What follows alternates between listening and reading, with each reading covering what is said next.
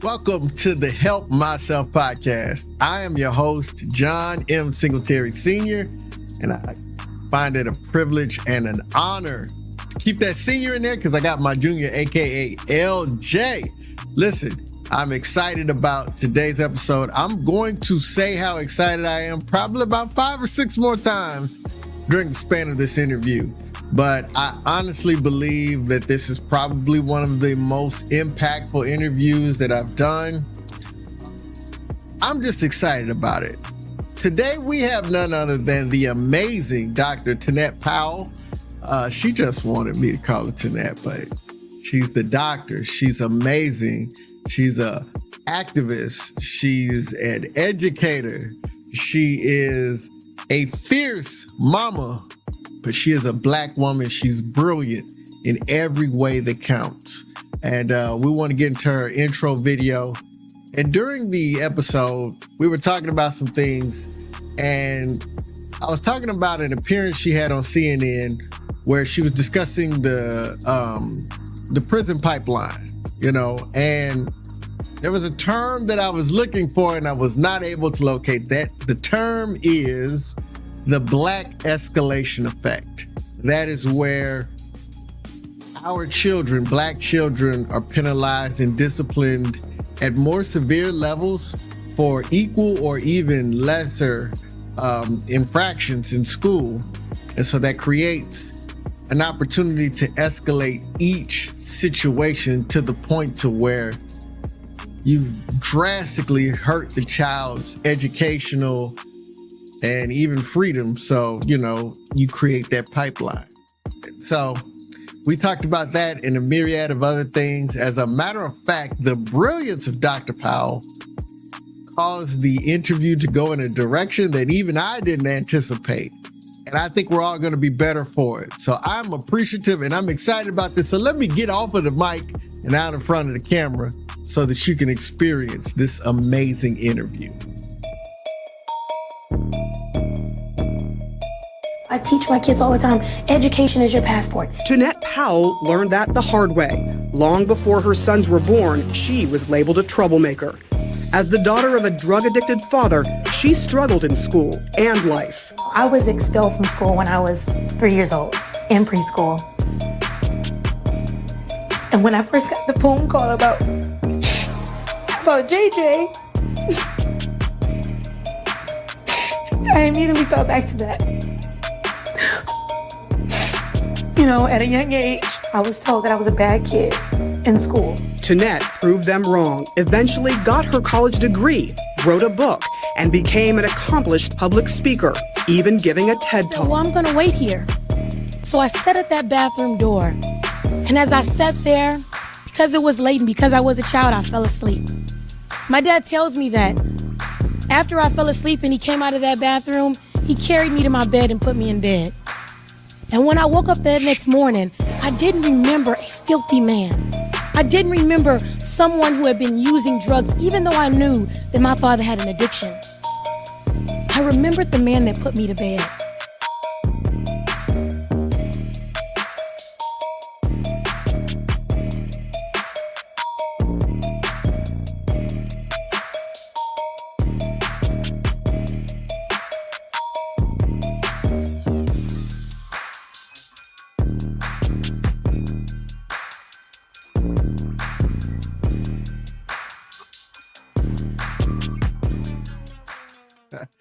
Ladies and gentlemen, welcome to the Help Myself podcast. Listen, I am super excited, as I often am, but I really am. Like, if y'all can see it in my eyes, I could barely sleep last night. I was so excited about this interview. We've got someone special here to close out Women's History Month, somebody who I've been trying to get on her schedule for a long time, but we made it happen. Today we have Dr. Tunette Powell. Let me give her a quick introduction, and then I know you got the long term, but I have to talk about how amazing she is. She's a storyteller, a disruptor, equity practitioner, DEI consultant, an award winning author, speaker, activist, mama, storyteller, freedom dreamer. She's the mother of 3 beautiful Black boys. And, you know, she says it on her website, and I love this, that existing in this world as a Black mother raising 3 Black boys is an act of resistance. It's an act of boldness. It's an act of defiance. Her career embodies that same boldness, resistance, and defiance across sectors, including in educational, nonprofit, and entertainment spaces. She freedom dreams and moves through connection and collaboration in pursuit of liberation. She's an equity practitioner, published author, award-winning public speaker, and today she's our esteemed guest here on the Help Myself podcast, Dr. Tunette Powell. How are you? Yes, thank you for having me. I mean, that introduction was so fruitful, and I'm just so honored to be here in the space with you. I'm also excited. Yeah, listen. Now, me and Tunette, Dr. Powell, you know, I'm not gonna get that messed up. Tunette. Y'all need to know doctor in the house. But no, we were talking about how it feels like we know each other. I'll tell y'all a little bit about it. So her and her husband, he was in the Air Force and she was married to him, so she was in too. And they were stationed at, once you get on it, you can't get off at Air Force Base in Omaha, Nebraska. And I had an office out there and I had some people that worked for me, and I would be out there all the time. We were never able to connect. But I remember on one of my trips, that was when you were on CNN during that time, talking about, you know, she was talking about a phenomenon that we called the Black, I just had the name of it, where School to prison pipeline. Yes, there we go. The school to prison pipeline, how they treat Black students with the same disciplinary actions worse and with more severe punishment than they do their white counterparts. So she was talking about that on CNN. Then y'all moved out to LA. I had an office out in LA at LA Air Force Base in El Segundo. I was out there. I had some people working for me there. Never got together. And now she's back in her hometown of San Antonio, Texas. And I have not stepped foot in San Antonio, Texas in 5 years. So, but we're going to make this happen. You know, I'm just glad that you were able to come on and talk about the amazing things that you are doing. So just to get us started, what you got going on currently? What are you working on now? Well, you know, that question is always a hard one for me because I get asked that question a lot. And I think, you know, there's always work to be done. I want to just start and say that, like, what I'm most excited about is that I have time, right? And that I am resting like way more than I was 2 years ago, 5 years ago, 7 years ago. And I've worked very hard to build that out into my life. And so when people ask me that, I never want to respond that I'm as busy as I've ever been. Like, I want to be as rested as I've ever been. And I feel like for the first time I'm in that place. And so it's given me so much opportunity to just be creative. And sometimes that's through just lying down or spending time with family, having coffee or chai, because I drink chai with friends. And so my writing has really kicked off. And so one of the things, you know, I've been in these entertainment spaces as of recent, and I've really been interested in how we tell Black stories, when Black characters, you know, are featured in different, are casted and featured in different shows. How are we telling their stories, and how are we thinking about them and centering them and humanizing them? And so I have been working on a TV show for the last couple of years, and there's one Black family on that show, and it has been just such a joy to think about how we capture them. There's a husband and a wife, there's 2 kids, how we portray the young boy on the show who is in a classroom, right? Speaking of school to prison pipeline, how do we make sure that we are not doing, you know, making him mischievous or some of these other things, but allowing him to be innocent in this space, right? And so now I'm writing my own stuff. I'm working on my first TV movie. It is going to be a rom-com that is an all-Black cast, and that's really important for me.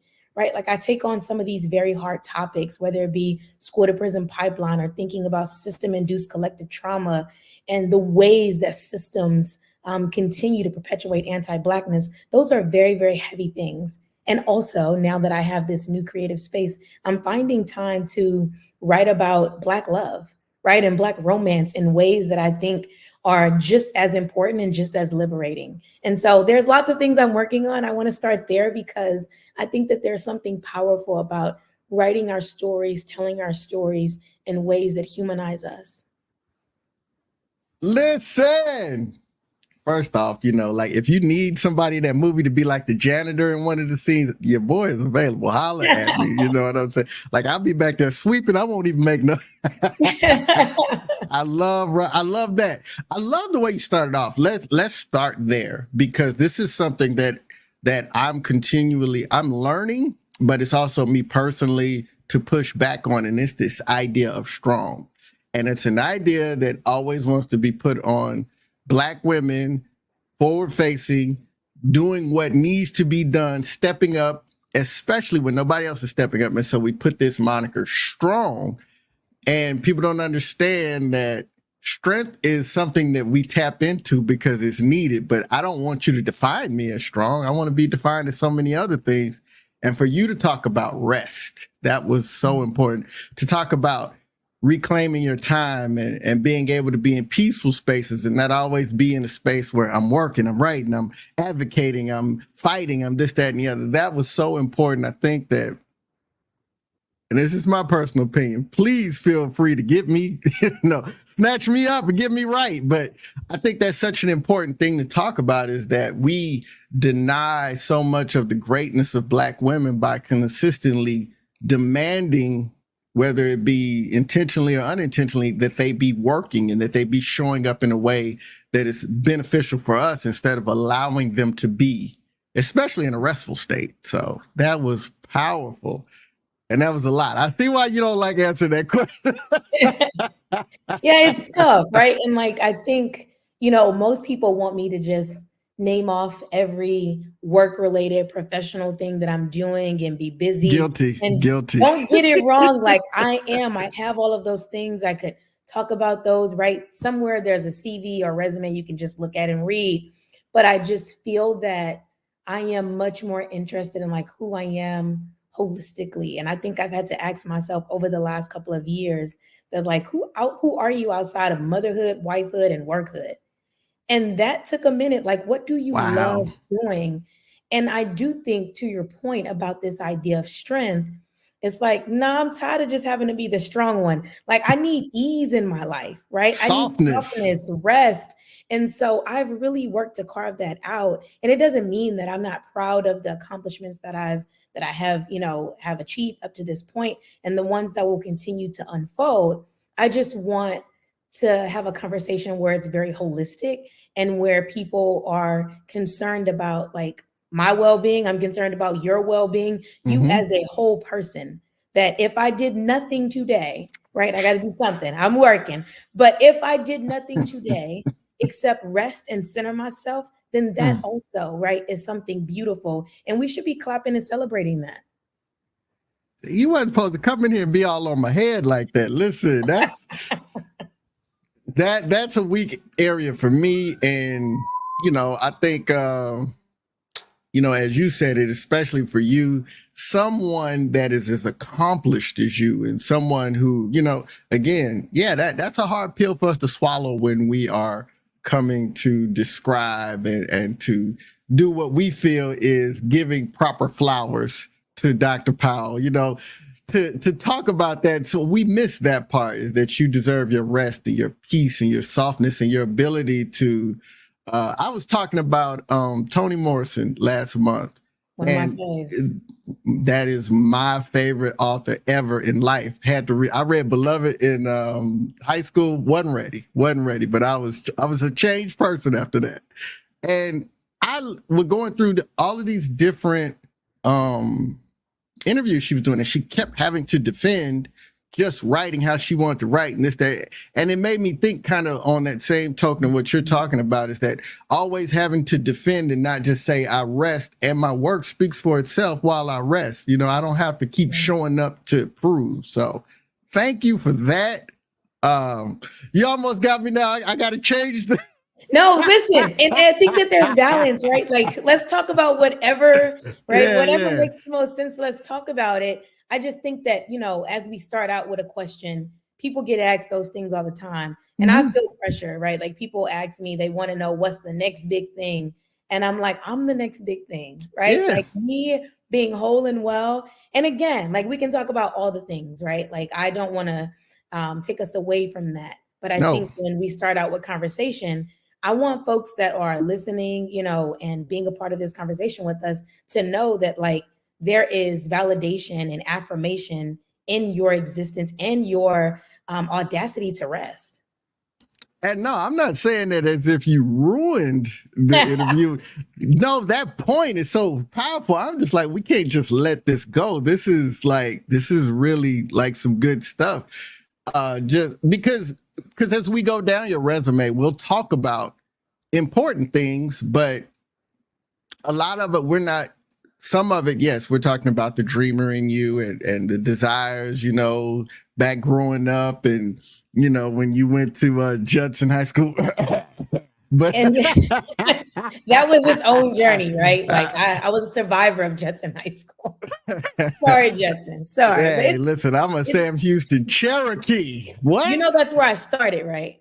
Really? My first year was at Sam Houston. I'm going to Sam Houston's class reunion. It's our 20 year. Like I should have graduated from Sam Houston. So my heart is always there. Anybody who knows me from Sam Houston knows like my heart was always there. Thank you for making me feel old. This is you weren't there. We didn't meet. Right, because this is going to be my 30-year anniversary. Okay, all right. So, yeah. Well, you're aging well, right? Thank you. Say that we look around the same age. No, not at all. Not at all. No, not at all. We don't. But I appreciate you. Checks in the mail. You and Jason don't spend it all in one place. You know what I'm saying? But no, like a lot of things that we'll talk, you know, that we would talk about would be more so focused less on the dream and the desire. Like we didn't come into this earth wanting to, like you didn't come here wanting it to be something to be identified as proper to raise Black boys in this world, you know, to have to advocate for children of color, specifically Black children that are getting treated in a certain way, to have to talk about diversity and equity and inclusion and all these things. Like we don't as kids running around in the world dream of doing that work. That is something that an unjust system has placed upon us. And it's an unfair burden that we step up to with grace. But, you know, and so when I'm thinking about all the things we talk about, you know, you inspired me to talk about the dream, you know, the rom-com. I'm really interested in the rom-com because I'm a huge fan of rom-coms. Like I watch them all and I don't tell my boys about it. So when they see this podcast, they're going to be clowning me. But, you know, like I'll be watching all of them, man. Listen, the 90s was the time because that was when all the great 90s and 2000s, all the great Black rom-coms, Two Could Play That Game and all, you know, man, I was in hog heaven. Keep going. Yes. The Wood. The Wood is my favorite. Listen, I'm out here actually thinking that I'm Michael from North Carolina. But there's so many. Brown Sugar's my favorite. So I like Brown Sugar. Like I went through a phase. I didn't like that energy. You said I like Brown Sugar. No, I love it. I love it. I went through some heavy Sanaa Lathan energy. So like it was the, you know, I had to go Brown Sugar after Love and Basketball. But Love and Basketball is my absolute, like, nothing touches it. Right. So I love these movies. It's just that now they've started doing this thing where they go back and they say, we love these movies, but if you think about it, the storylines were trash. And I was like, I mean, most movies They make points. Most movies have the same storyline, right? There's only a couple ways you can there's do it. There's only the acting was good, right? The images, the imagery of seeing us on screen was beautiful. And so, you know, I mean, come on, I'm still out here saying, Monica, Double or Nothing. I'm still out here. Oh, listen, I know if I watch that movie right now, I know every single line. Facts. But nah, you know, where was I going there? You got me caught up in the rom-coms, but we talk about the dreaming and we talk about you know, just just what you bring to the area. So since you gave me permission, though, we'll take a little detour back into the hard stuff, the DEI. Where do you think we're going, especially in this current atmosphere that we find ourselves in when you talk about diversity and equity and all of these things? Wow. Wow. And that's a very hard question for me because I feel that I'm a lot more cynical than I was several years ago. And I've been in these DEI spaces for a while now. And doesn't matter whether it's education spaces, corporate spaces, nonprofit spaces, on and on. You see, medical spaces and healthcare spaces, you see the very same things. And if we're not careful, right? And I say this, I like to have optimism and hope in all that I do, but I also like to center myself in truth. And I'll tell you what it feels like. And I'm being thoughtful of our ancestors. If we think about the Reconstruction era, right? When we think about that time where, Black people were trying to piece their lives together after all of the ills and, and trauma of slavery. And it seemed like there was opportunity for us to begin to repair that harm as a nation, right? And then America did what America does, and we saw Jim Crow and all the things that come with that. It feels like America's in that place where if you think about Black Lives Matter movement that started off as justice for Trayvon Martin, right, back around 2014, and all the work that happened after that, right, leading us up to George Floyd's death and Breonna Taylor's death, their murders. We get to this place where it's like, all right, America has an opportunity, right? They've always needed to do the repair work, but now we're on another spotlight and another position where America knows that they need to do the work, and they know it so much so that it's not just, us talking broadly about systems. It is very much in your face. The mirror is in front of us, and we have an opportunity to do the right thing. And what are we seeing happen? We're seeing laws being passed, right, that are removing Black history from classrooms, right? We're seeing all of these anti-DEI laws that are beginning to pop up. We're seeing states with the Crown Act, right, that's supposed to protect natural hairstyles like Texas, where I'm at. We're seeing them find loopholes to discriminate against Black people for wearing their natural hair. And so again, sorry, I have someone. Are you gonna hear that noise? Someone just walked in. That's all right. So I'll just pick back up my thoughts. Sorry, I know you said we can edit and stuff. So we are seeing, like, what we're seeing all across the country is that same kind of energy of, instead of repair, no, we need to control these Black folks and any allies who want to situate themselves with these Black folks before we lose our power, right? And so I feel that's where we are.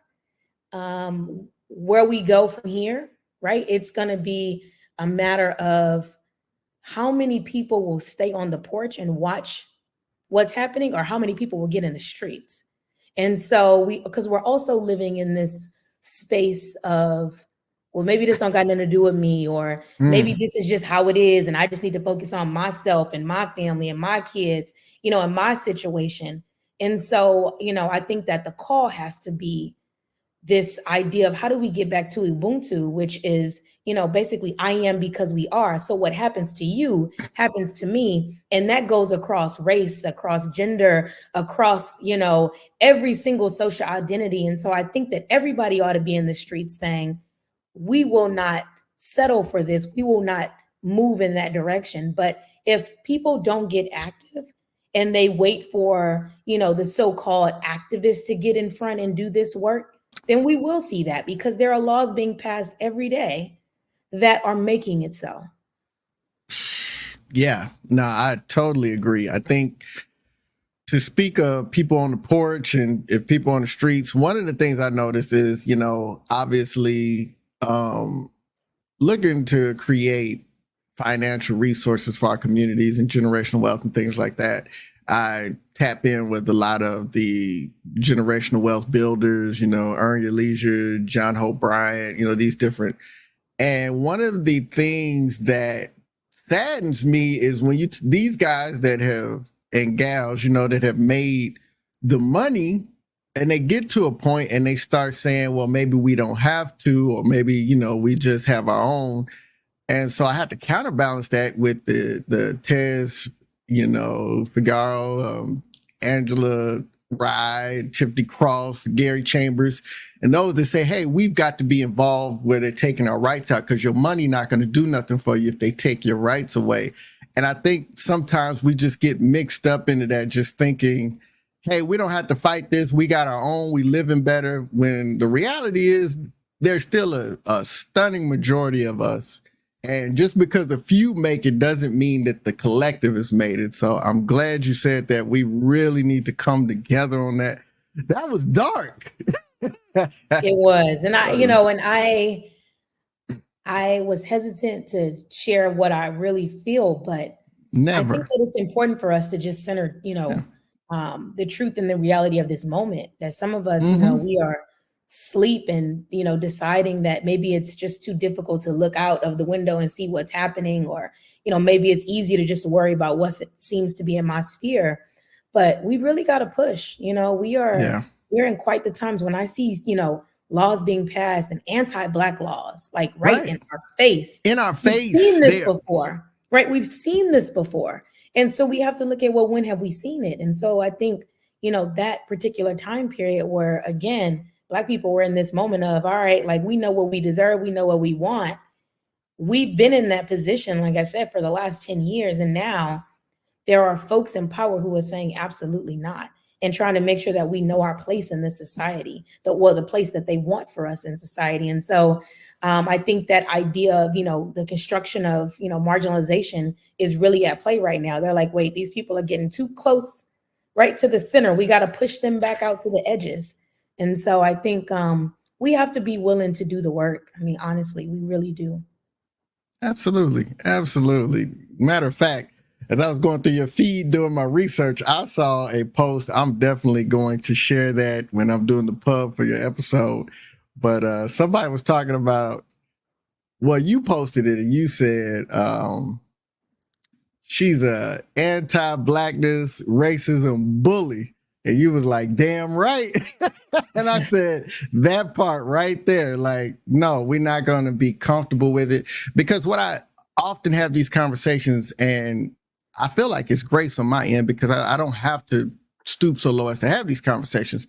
But what I always say is, has there ever been a time, when I'm speaking with counterparts that are white, or, and I say, has there ever been a time where you had to fight for your basic human rights, equality and all this? Would you ever stand for your children or the people that you love to have that be the starting point?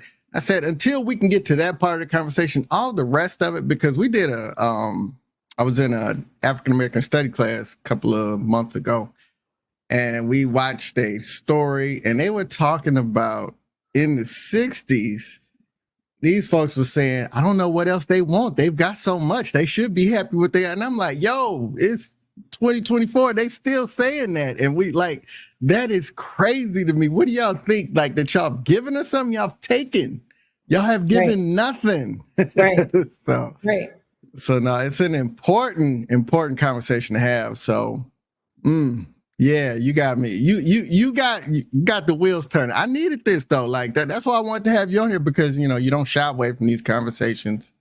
You're a disruptor. So you started out, you disrupted the idea of defining you as your work, when you can be defined as your presence, and that presence can include rest and peace. You're a disruptor as far as, hey, we've come a long way, but we ain't got there. And we still in a position where we're being pushed back and we got to fight. So let's see, what's the next disruptor that we got going on?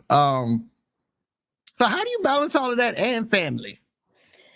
It's definitely a dance. That's one of the reasons why, I wanted to move back to my hometown. I absolutely loved our time in everywhere we've ever lived. So you mentioned Nebraska, that idea of once you get on it, you can't get off it. That's just an old Air Force talk. Oh, We I know. laugh And we about heard it that. all the time. And we were there, my husband's entire 6 years. So we didn't get off it until he was honorably discharged. But one thing that I will say is that absolutely loved our time in Omaha, loved our time in Los Angeles. We still have a home in Los Angeles, so I show a lot of love to LA. I do a lot of work out in California. But that balance, or that rhythm, as I like to call it, this idea of rhythm, it's hard to find a balance, but you can find a rhythm, and rhythm is not easy for me. I can't dance on beat. Just being honest, I can't. I'm one of the few Black people who cannot. Trust me, it's not a small minority as we would like to make it seem. There's a large collective. Listen, I cannot. But in my life, I think I had to figure out what that looked like for me. And I think being in San Antonio, having family so close to us, is what brought a lot of that rhythm for me. And so, it's one of those things you always wonder though, or, are you giving too much here, giving too much there? Even having moved back and been here now, you still wonder, right? You wonder like, okay, I'm trying to be present with my kids on their spring break, but I see this email, there's this opportunity. And, I've tried to set some boundaries for myself of when I'll travel for speaking engagements and when I'll say no. And then there's sometimes where it's like, if I say yes to that though, then that provides a vacation for my family. So you have all of these things, but then again, it's like, what moments are you missing? And so, and my kids, they remember the times that you missed, right? And it's like, I've been at 99% of all the things they've ever done, but they only remember the 1%. They're going to remember the 1%. Right. And so I have to sit with that. Right. And also I think my journey has been too, that like, they remember the 1% right now. And over time, they begin to live and grow. My mother wasn't always there for every single, thing, but I think making the most of the time that you have together is something that I've really been trying to think about. Yeah, quantity does matter, but the quality of that time also matters. So just, new things for me is like just making sure like, okay, if we're doing something, phone down. That's a journey for me, because I will tell you, I'm a person who doesn't like unread emails or missed texts or missed calls. And I haven't figured that part out. So like my son's like, I just want to see you go a couple of days without checking your email if it's the weekend. It's very, very difficult. So I've been trying to work through that. So I say that as like, I'm a super imperfect person trying to figure it out.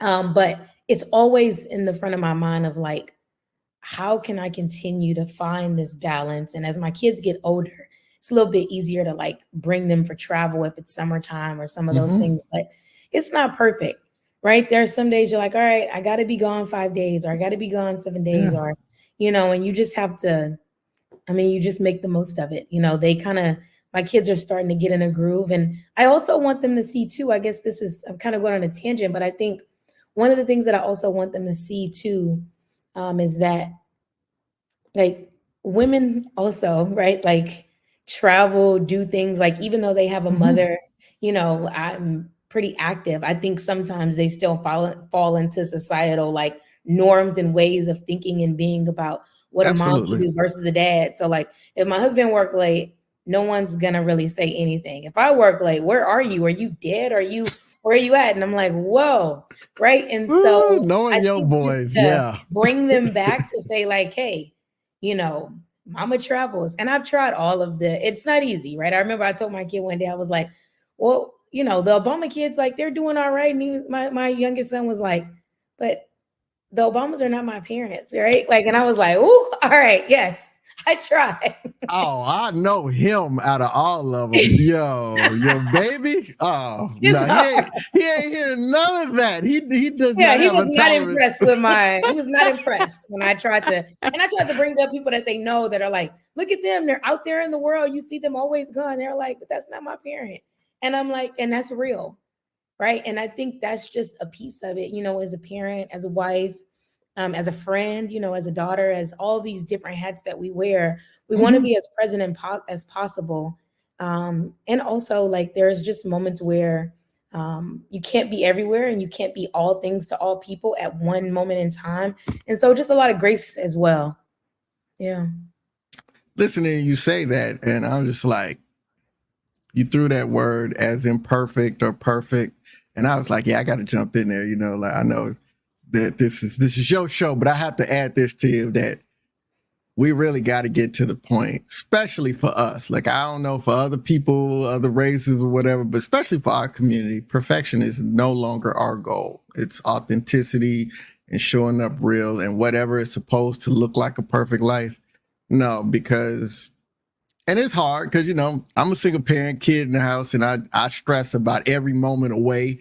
But the reality is, as they get older and they see what matters, they'll know mom and dad did the right things. They'll be able to look at it in its totality and say, yeah, they did it. Like when they were gone, it was creating a lot of these opportunities that we were able to enjoy, but they made sure that they were present.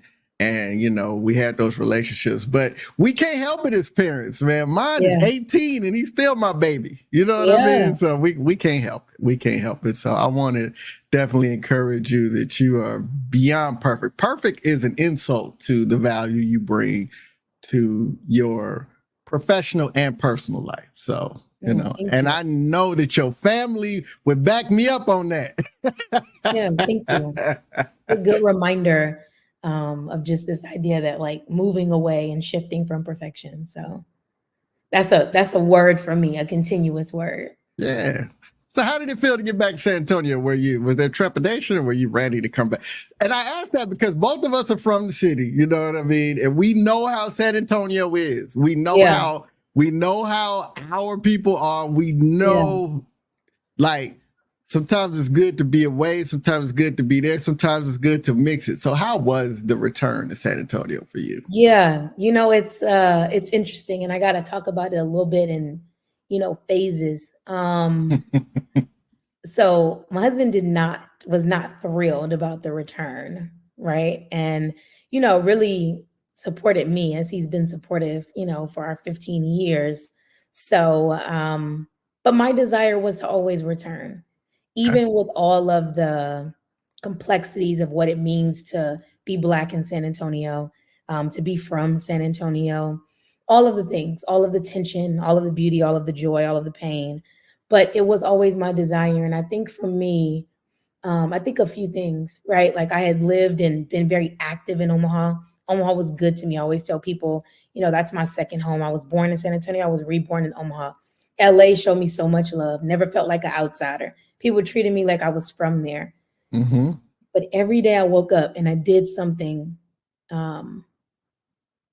And I always thought about, what about all of the people that like I'm connected to in my own hometown, in my own home state, right? And I would be helping people from afar, right? I'd be working with parents who are having issues in education or, in different fields. And I would be doing everything that I could to support. And I thought to myself, I'm like, while I was super active in Omaha and super active in LA, and it was needed and necessary, there were a lot of people who were going to continue the work. And I thought, once I left, it would only create more space for someone else. And I thought, this is a moment in time where I need my family. And I also feel like I need to be connected to community in many of the same ways I was in other places. But the stakes are different, right? Because it's like you're from there. These schools, right? These churches, these, organizations, all of these different groups. And it feels different. Every time I do something in community, I can't explain how it feels. It's like, it's personal, even though I cared about every other place that I've ever lived. And like I said, I'm still very active in communities everywhere. I can't explain how this feels. And I think that feeling of just being aligned and feeling like I'm back at the right time, and that this is something that was ordained. I think that it helps me get through some of the tensions of, and stressors of being back in my hometown and some of the politics around those things. And because San Antonio is a different place, right? Like it is different than the other places that I name. Like, and I'm sure that, that there are people who are from LA and from Omaha who probably feel like I feel about San Antonio at times. Right. But I keep telling myself, whatever we don't like, whatever whatever we don't like, whatever we don't love, wherever the tensions are, like we can change that. And so I've decided that I want to be a part of that. And I want to do the hard work, right? I want to do the hard work in this city. And I couldn't be more thrilled to be back. I think, it comes with its own complications for my kids. My youngest two kids love it. My oldest son, I mean, he was in LA up until 14, right? He's 14. So he's only been, in San Antonio since July. And I think hard transition, right? Because people dream differently here. And it's more of a box than there is in LA. And depending on where you are in LA, you are in boxes as well because of society. Right.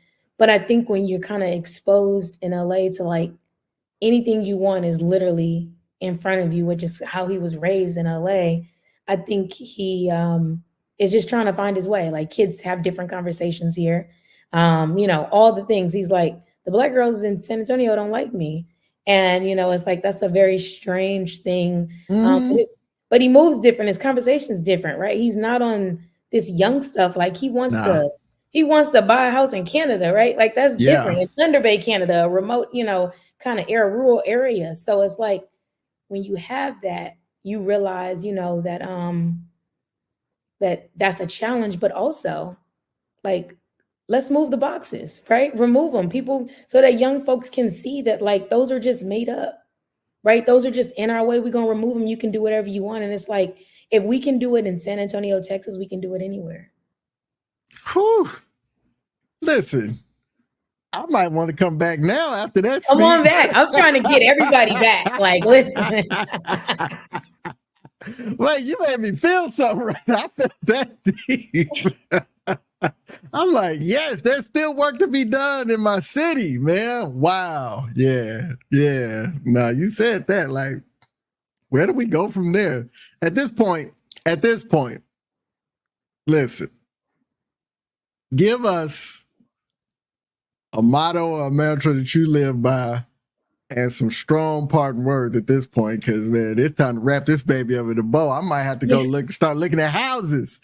Come back, because my retirement will go a long way in San Antonio. Exactly. Keep that in mind, right? Like, I absolutely love San Antonio. I think we can do the work. There's a lot of work to be done. Absolutely. I'm here for it. I would say, there's so many different things that I live by. I'm a words person. I love quotes.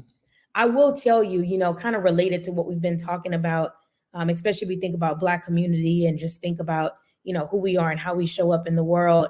I love this African proverb that says, if there are no enemies on the inside, the enemies outside cannot harm you. And so I think about that like on an individual level, like how do I make sure that I'm good, like spiritually, right? Emotionally, right? Like mentally, physically, all the different things, so that I can do this work each and every day. Like all of those outside forces, if I'm good, right, then we're good. For my household, same thing, right? There's going to always be outside forces that try to rise up. But if we're good in those ways, we'll be fine. And I think about that as a Black community as well, that if we do this internal work together right now, especially during this time, like a lot of those things, though they will rise up, right? We see laws that may come and all these other things, bills that continue to show up, to say that we don't deserve, right? Like a quality life and all of these things. If we can get together and really work as a community, I feel like none of those things will rise up. And so we're at that moment again, and we'll probably continue to have to push as long as we're in this country, to come together in that way, to think about like, how do we continue to form and build community? How do we love on each other? How do we push each other? How do we build that intergenerational wealth that you talked about? And how do we do that collectively, where it's not about just one household, but as Black communities all around this nation? How do we do that? And so that's my commitment. It's what I've taken myself up on in San Antonio. I want to think especially about how we're healthier in every single way, financially, right? Like health-wise, like in all the ways, spiritually, in every single way, how are we healthier? And so every move that I'm making right now is to take up that health. Dr. Powell for president. Y'all heard it right here. Thank you so much for having me. Like, this has been great. I know it's been a long time coming, but I feel like They say God is, always on time, and Always I on feel like, time. right. I feel like this is that moment where this was right on time. Yes. Listen, you made my day, my week. I'm excited. This not even coming out till next week, but I'm just like, yo, they got to see this one. You know what I'm saying? Like, we about to go viral, mama. Nah. But no, I really appreciate your time. And obviously, we are going to keep watching the amazing work that you're doing, not just community-wise and family-wise, but the work on yourself to give yourself space for grace and rest that will encourage amazing growth, because just who you are is the amazing part. And so taking care of that is the vital and important part. So thank you so much for coming through. Thank you for being you. We appreciate you. No, thank you. Thank you. And remember, you can always come back to San Antonio. We need you. We need you. Y'all are doing just fine without me, man. And I keep my finger on the pulse. I stay connected, but y'all are doing fine. But you put something on my mind. Now, didn't I tell you that interview was going to be amazing? Let me explain. There was so much depth and brilliance in what Dr. Powell had to share with us. But one of the things that I really, really thought of as she spoke and as she shared from her experience and from her heart is the type of love that is required to do the work that she does. Listen, when we're talking about revolution and we're talking about marginalized and oppressed groups, and we're talking about systems that need to be purged and destroyed and reinvented and reimagined, there has to be a love. Because I think a lot of times the mistake we make is to think that marginalized or oppressed groups, they're all this kind of person or that kind of person. And what I'm saying by that is that if you do this work, you've got to love the good, the bad, and everything in between. You can't be of the mindset that, hey, I love the ones that are doing this for themselves and all the rest of them. No, you got to take the good with the bad. If you're truly about the work of revolution, of the work of destroying systems that no longer work and are inequitable, then you've got to have a love for everyone that is impacted by that system, no matter how they present or how you may personally feel about their actions, because it is the systems, and people deserve the opportunity to live their lives to their fullest capabilities. And these systems are keeping them from doing that. So we thank Dr. Powell not only for the time we share with her today, but we thank her for her continued work. And let me tell you something. She almost had me thinking about coming back to San Antonio. But look, I'm going to close like I always do. Listen, I can't help myself. I've got to inspire. I've got to encourage. I've got to empower. But I can help myself by being the absolute best version of myself.